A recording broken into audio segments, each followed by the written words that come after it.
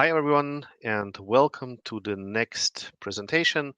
We are excited to hear from Saket Mohan. He's the founder of Secure Elements, and he's an expert in automotive cybersecurity with over a decade of experience working with major companies like Jaguar, Land Rover, EDAC, and so on. And at Secure Elements, where he is the CEO, he oversees the development of software solutions designed to enhance automotive safety and security. And in his presentation, in the next 45 minutes, he will address a critical issue with Taras. As you may know, traditionally Taras often struggle to keep pace with the, let's say, with the rapidly evolving threat landscape. And Saket will explore how generative AI, large language models, can be used to create, let's say, a new and dynamic threat scenarios by incorporating up-to-date contextual attack scenarios, and also mitigation techniques. So please join me in welcoming Saket Mohan and his colleague Sampath, who just recently joined. So the stage is yours. Thank you, Sergey. Thank you for that good introduction. Hello, everybody. So, just a quick introduction. Obviously, most have been done, already done by Sergey. So, yes. So, my name is Saket Mohan, and I'm the founder and CEO of Secure Elements. We are an automotive cybersecurity software company. We are based in the UK, and today's presentation is going to look at the application of generative AI, particularly LLMs, large language models, for threat scenario generation for TARA assessments. So let's go to the next slide. As I said, my name is Saket, and I'm the founder and CEO.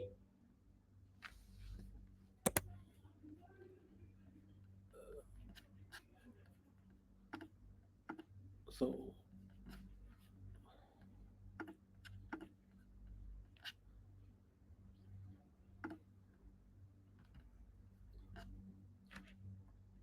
sorry, I think my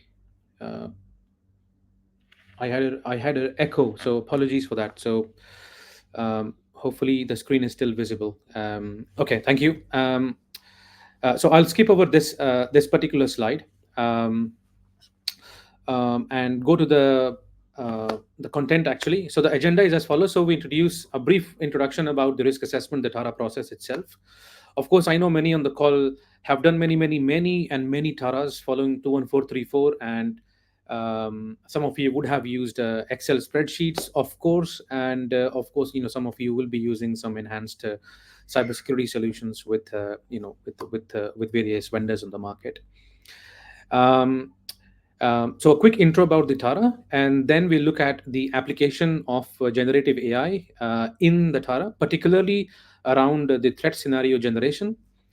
We will then look at the model and the model training process itself that we conducted at Secure Elements, and then we'll present you some of the outcomes of that project or that research, and we'll also then present some future work that we plan to do, and how this generative AI LLMs in particular will be able to help security analysts and engineers to dynamically update the risk assessments based on the context, the system's context, or the context in which you're actually working. So then I will start with the following. So introduction to TARA. So of course the TARA has a specific purpose to measure this. It's a systematic approach, basically used to identify and assess and prioritize your security threats and risks. The key components of the TARA: threat identification. As most of you will know, for people who are not familiar with that, my recommendation and guidance will be to start going through the ISO SAE 21434, which is a very good starting point, at least. And then the second aspect is doing the risk analysis itself, and then going through the attack feasibility ratings and the impact ratings to assess the overall risk value.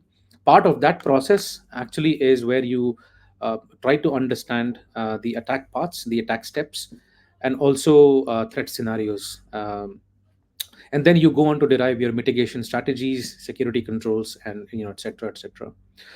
Why this is important in the context of connected and automated driving vehicles, software defined vehicles, is of course with increasing digitization, software defined concept, connectivity, this is this is exploding every day, and therefore implications it has. Cybersecurity is nothing but a quality factor. So both safety and security are important quality factors for an organization, and with now added regulations of R155, at least in the UNECE listed countries, this is now legal, a legal mandate.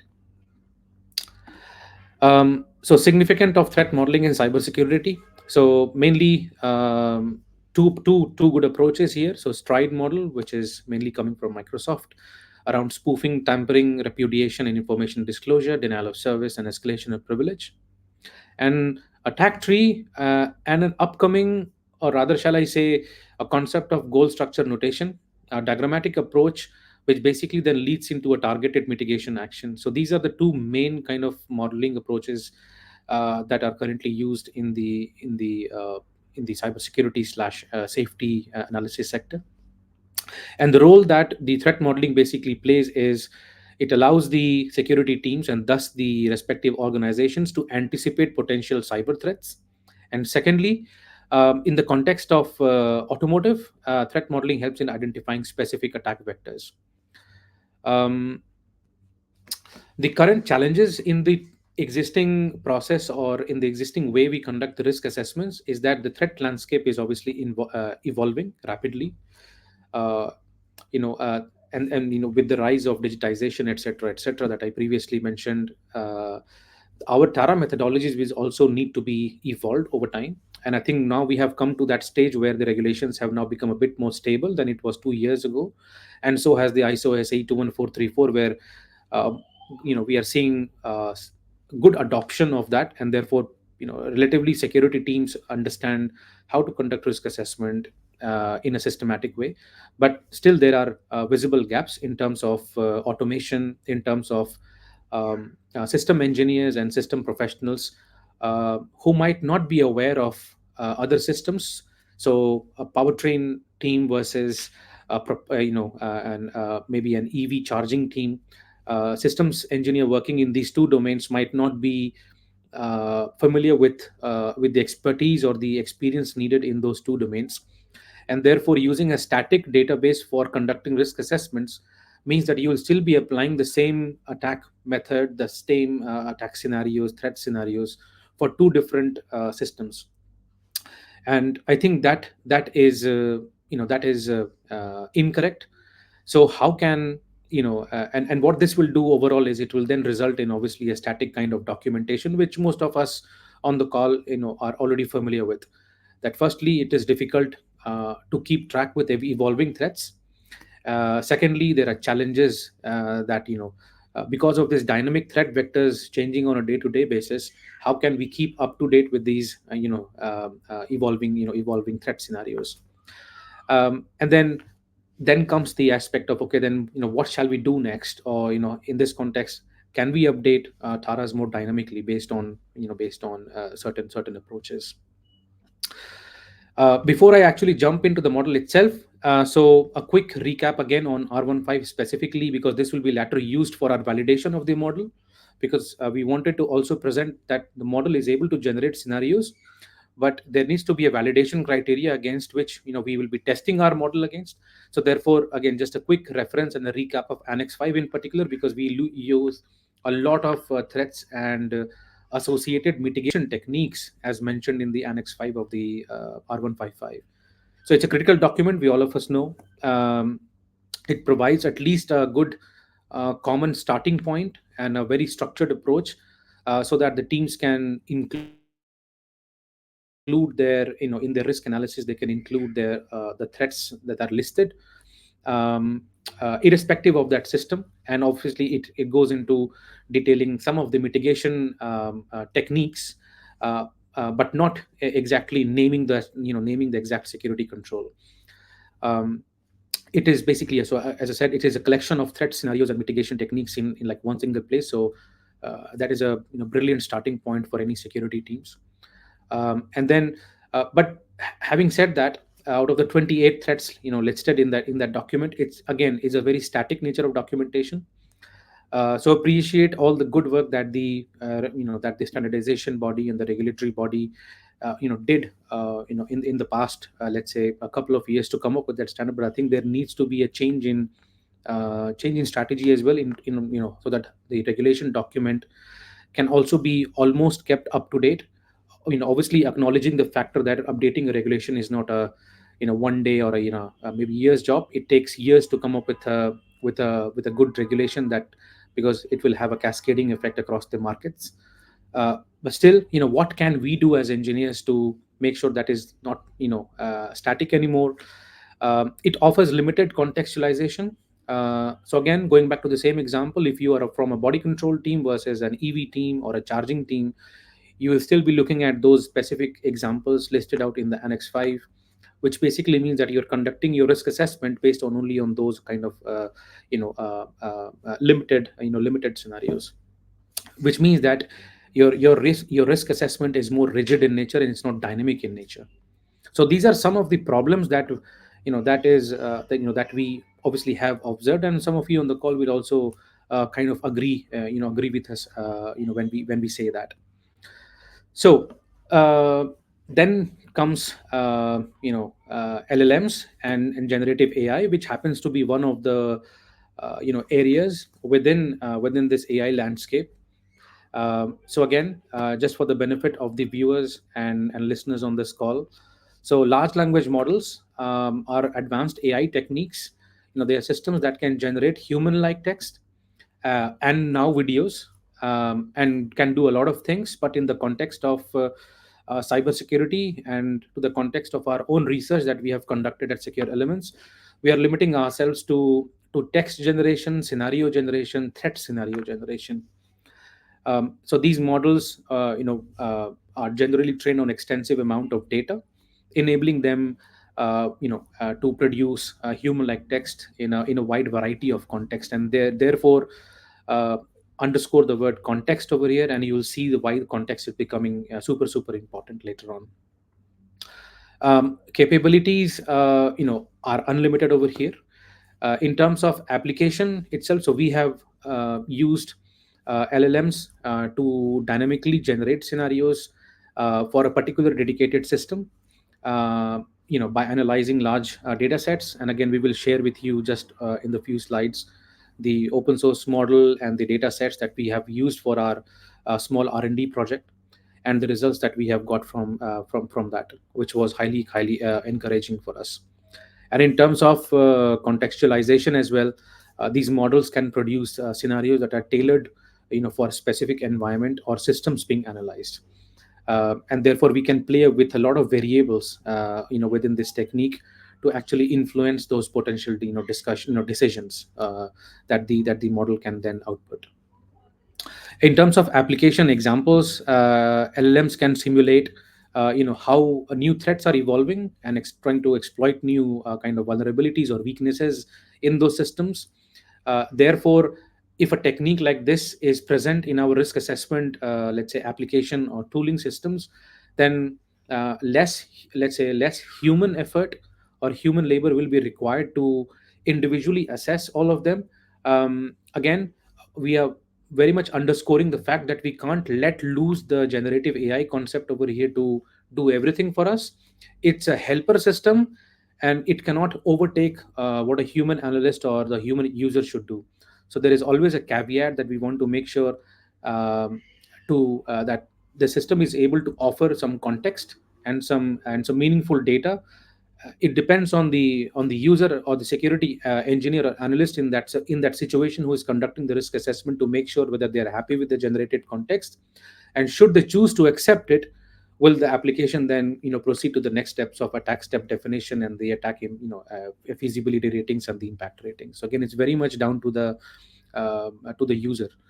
Uh, so in terms of so this is a good example that we have just put out here from our from our product security application, Crystal, which basically now integrates this particular capability of generating threat scenarios using one of these models. So whereby on the top you have the asset name, the security objective, and below you will see that we are then feeding the system with some user inputs.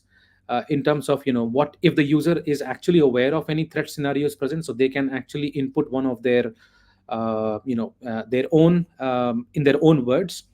And then on the top you already see that there are recommendations from Annex 5 as well. So we take two different kinds of input from the user. One is mainly coming from the Annex 5 document, the threats listed in the Annex 5, and the other input is basically coming from the user themselves as to what do they think, if had they not had this AI system in place. So putting those two things together, this is what it looked like. So we used an open source data set, the dynamometer data set. I'm pretty sure some people on the call will at least be familiar with this. If not, then obviously it's a good time to look at, because this actually contains the attack data. We focused mainly on the data, on the ECUs, 106 ECUs, um, and our focus was mainly on two attack types. Although I think this has more than six or five, mainly around fuzzing and spoofing, which means that we were looking for authenticity and integrity aspects, where the LLM was able to detect the attack first in the CAN data set, and then we will then show you a model which will then take those into account to generate the specific threat scenario. Um, so this is what our first attack detection model looked like. So in this case, we were using an LLM BERT algorithm. So BERT basically stands for a bidirectional encoder representation from transformers. This is a good algorithm or a good technique um, to generate text. But in this case we were using a sentence BERT, which is again good at sentence pair modeling. So again, as I think Sampath, as you rightly say always, that a sentence pair modeling is, imagine a sequence of words like A, B, B, C, C, D, and D, E. If you combine them all together, you will form a meaningful sentence. In this case, the sentence BERT was basically used for identifying the CAN ID and the patterns of change of the CAN ID in this CAN data set. And what this did, so our research was only limited to proving a concept that the detection is actually working based on the SBERT algorithm. So the model architecture was just focusing on the CAN ID itself and not the entire payload. This method could also be applied to the CAN or CAN FD payload, but the small research was only focused on the CAN ID itself. Hence, you see that we took the CAN data frame, analyzed the change of the CAN ID, paired them together to observe the bit sequence change, and then fed this bit sequence change into the LLM BERT algorithm. Uh, Parallelly, we also fed the data from the Crystal application. So the user inputted scenario, uh, and what this meant was basically you were adding some noise factors as well to the model, uh, so that the model can then detect the next logical sequence. Finally, a culmination basically happened in the last blue box over there, which says generate outliers or attacks. So at this point in time, we were the at least the selection or the research piece over here confirmed to us that the LLM BERT is or SBERT rather is good enough to predict the next logical sequence, by when we feed the system with a proper user scenario, and then obviously using the CAN ID and the bit sequence. So I will pass over the ball to Sampath. Sampath, do you want to add anything to this particular model? Not actually, Saget. As you explain, we use here the BERT. So basically, BERT use the uh, identify the next sequence of the VT stream on the CAN data. So after that, Saket will explain the next threat scenario generation. Based on the threat scenario generation, we will inject the noise, kind of malicious data as an attack to the make a detection model. So that's how it's made. So I think Saket will jump on the threat scenario generation. In that case, it will be Yep. So I helpful. think Yeah. so over here. Thank you. Thanks, Sampath. So this is basically one step down. So once we have now detected the attack, or the attack detection process is complete, the next part was to generate scenarios itself. So again, as I previously mentioned, two different forms of user input. One input is coming from the regulation 155 annex 5. This is the threat data itself, and on the other side you have the user input, which is the sample thread description that the user may choose to write or should not write. Either is possible. And then we throw this LLM model in between, the expert LLM model in between, for data processing, which then obviously goes into to construct a vector database, and then that is able to generate meaningful threat scenarios. uh, if I explode this box into exactly how this works, this is how typically the whole model looks like. So on the very top, you have the Annex 5 document feeding into the embedding model itself. From the right, you have the generated threat. It goes on to the vector database where indexing happens. And then on top of the attack detection, or the BERT that we have applied, we also then apply a concept of RAG, which is a retrieval augmented generation. In simple terms, the base model remains the same, and the RAG technique basically scouts the web, or scouts a database with updated information, without changing the base model itself. And what this does is actually gives us, let's say, more context and more up to date data that is present for that particular search criteria or the input text. So embedding model into vector database, indexing, applying RAG on top of it, and then feeding it back into that generated threat kind of database. We were able to generate not just one but multiple scenarios, and meaningful scenarios. Um, what we did then next is, once the scenarios were generated, we then had to compare it or perform step validation to make sure that what is being generated is actually correct, and is actually making sense to the, or will make sense to the security user, or to the security engineer, or to the analyst. So what we did was we compared it to Annex 5 again of 155, to basically generate some kind of a mitigation technique. So this is what the next kind of assessment looked like. So uh, the detection was done. The generation part basically generated a threat scenario, and then we compared that generated scenario to the existing threat scenarios in the regulation 155 annex 5 document, and did a similarity search to then map this exactly generated scenario to a mitigation technique as listed out in the document. And of course, the similarity search is a simple search. If it finds keywords within a meaningful scenario, it will then print out the respective mitigation techniques as well. So the point being that yes, we were able to first of all detect, second generate a contextually driven, or a contextualized kind of scenario, and then we used a validation criteria to check whether the scenario actually is correct, using a mitigation technique from 155, to make sure that what is being generated is correct.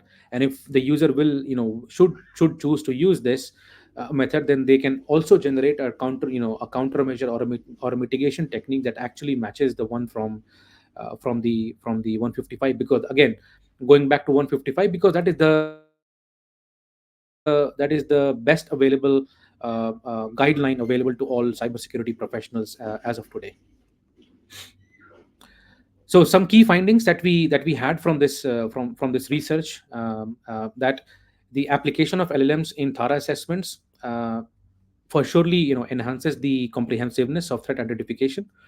What this will do is it can help you dynamically create or generate broader analysis, a broader techniques, or for threats that we have not yet seen, and threats which are not yet listed in 155. It can go just beyond that. The approach further allows a more thorough exploration of existing vulnerabilities and potentially new ones, including new attack vectors. Again, something that we as systems and cybersecurity professionals do not know today, but eventually those will happen. So again, if we can fine tune our LLM models to address those kind of vulnerabilities and also potential attack vectors using our existing method, I'm sure there will be a process and there will be a methodology that we can create to offer to our customers a more enhanced kind of application with more capable with a more capable model in that case. So what are the core benefits of actually incorporating these kind of threat scenarios? So incorporating them obviously makes your risk assessment, or in particularly the threat scenario generation aspect of your risk assessment, more dynamic. And going back to my earlier point, where as cybersecurity professionals, not every cybersecurity engineer is skilled in all systems, in a wide variety of systems, and they often tend to use the same guideline or the same base principle. This will offer them context, and if they are able to correlate themselves with this context, this can help them to somehow raise discussions, or they will have something to go to a different team and talk to them about this.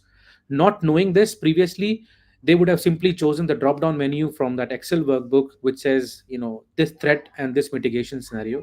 But now having this is kind of informing them more than that static document, but also fosters kind of collaboration amongst different teams to get more knowledge, and then improve the risk ratings, and the whole security aspect of it. Further, then it's this adaptability helps organizations to say, obviously, stay ahead, because with more number of attacks coming in, with more number of vulnerabilities coming in, the cybersecurity posture also needs to be improved. So this is one of the methods to actually improve that cybersecurity hygiene and posture as well, where threats can be identified very quickly. I mean, we have done a very small piece of research on an open source data set comprising of some attack data. But I'm sure if the same model is kind of replicated or put to use in a real world operating condition, the model will be able to pick up existing, because now it has been trained on a certain data set.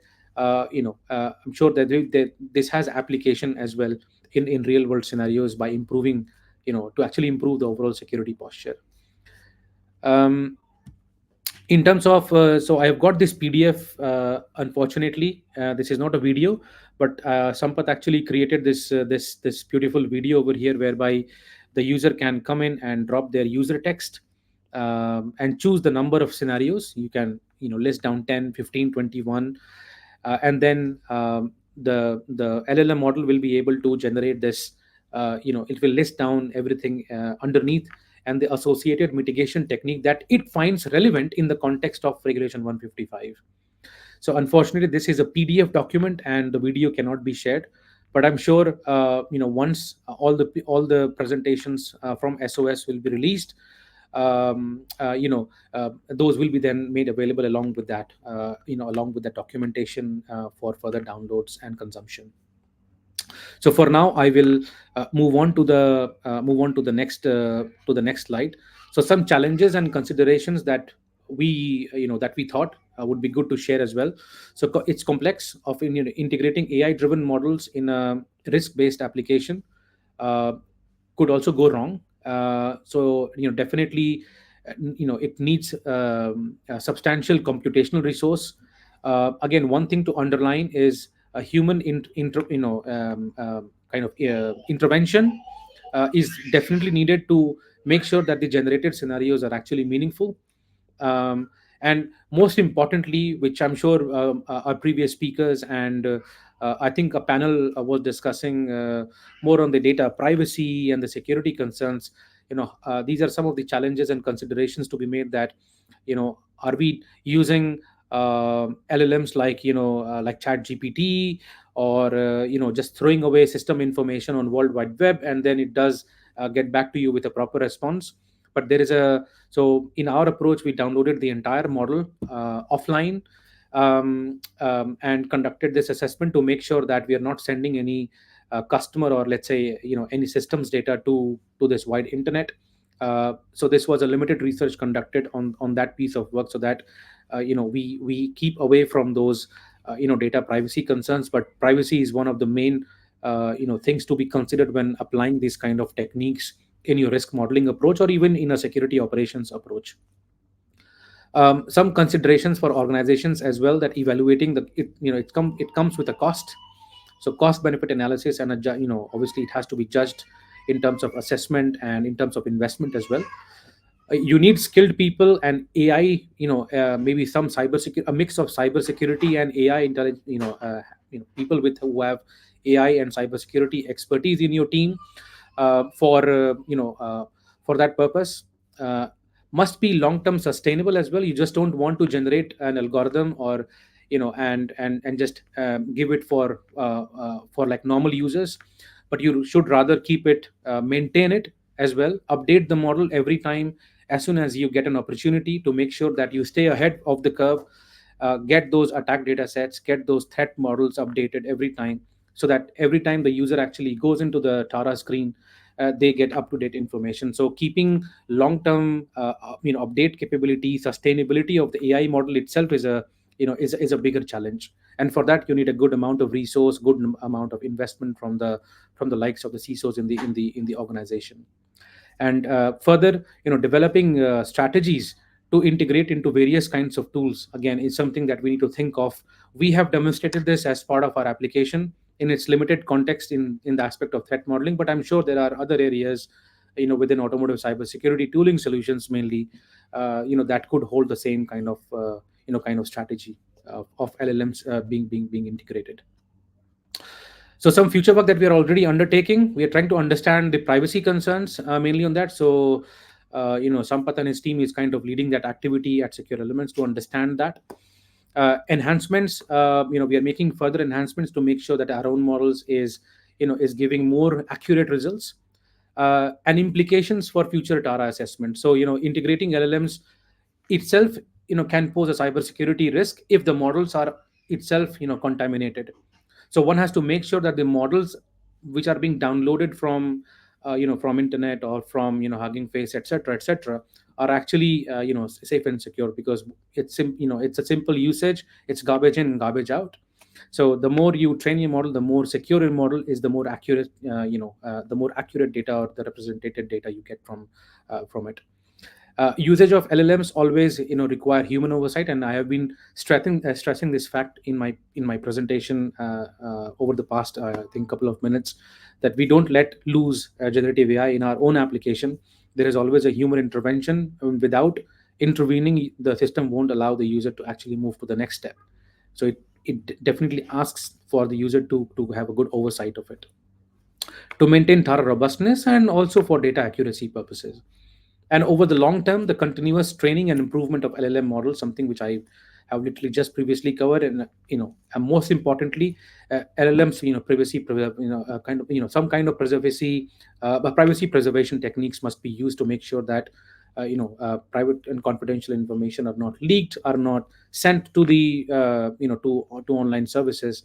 So how can some of these approaches? So we are already undertaking yet another piece of research, at Secure Elements, to basically understand some of these future challenges and the directions in which we want to go.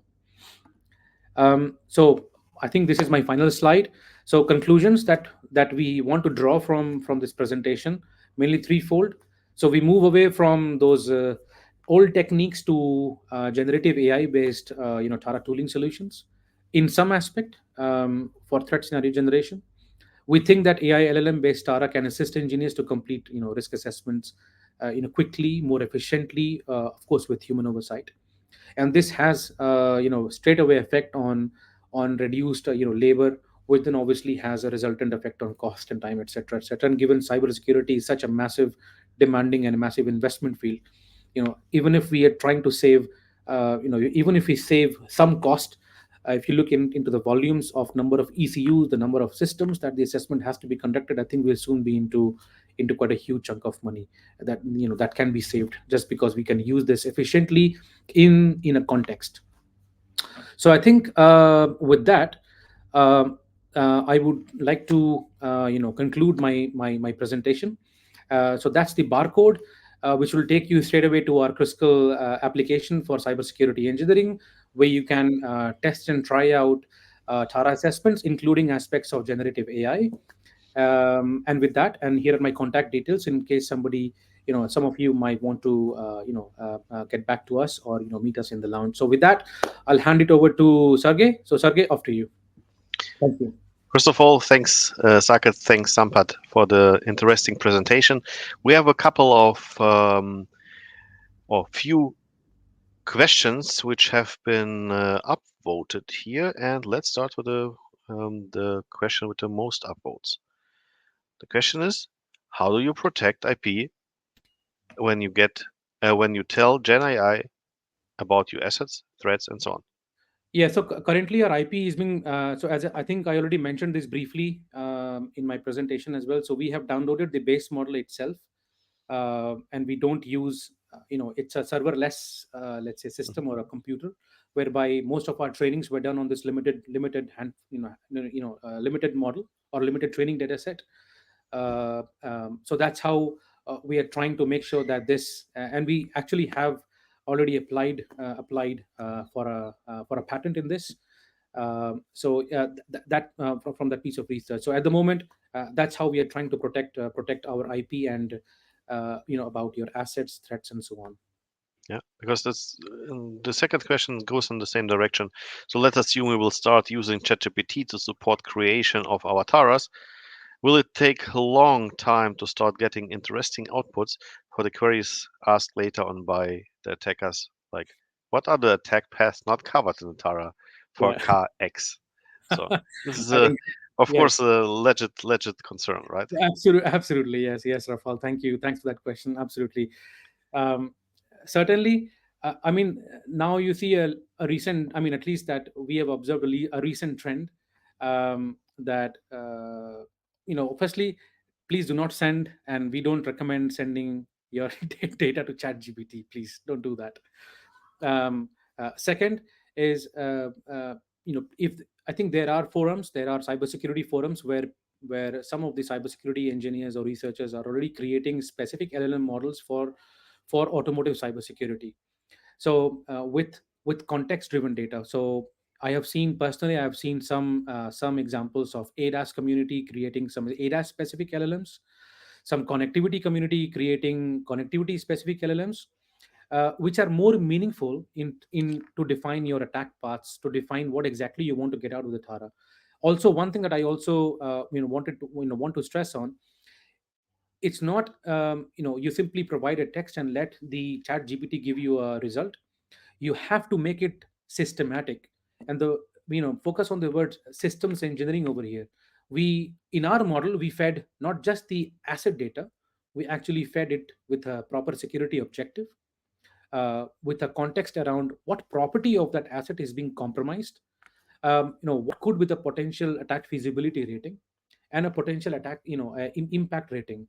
So a combination of these, maybe an or gate or an and gate is actually helpful to make a meaningful user input to the model to then generate a meaningful output. Merely sending a generic response, uh, you expect basically garbage coming from ChatGPT or any other models on the market.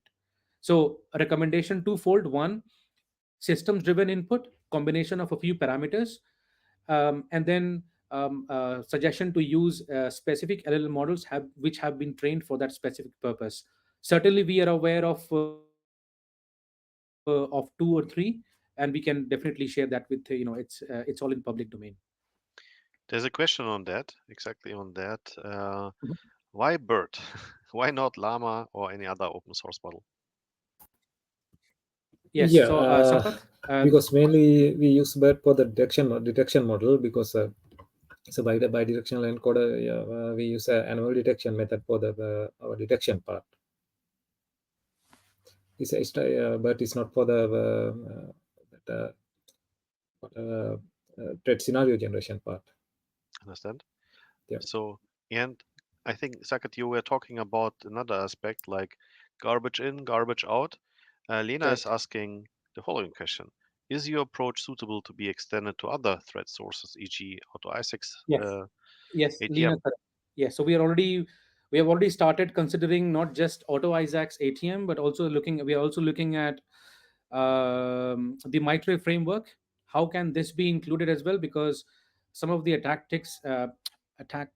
techniques in Mhm. particular are more important for us to understand, especially from an attack step perspective. So we want to also understand how can individual attack steps be listed using this kind of method. So absolutely correct. This is in our pipeline. We already are working on it, especially using Mitre attack framework. Yeah. And I'm Of sure course, Auto there are Isaac's more. ATM also is kind of aligning with that direction as well. Yes. Of course, there are more. There's a threat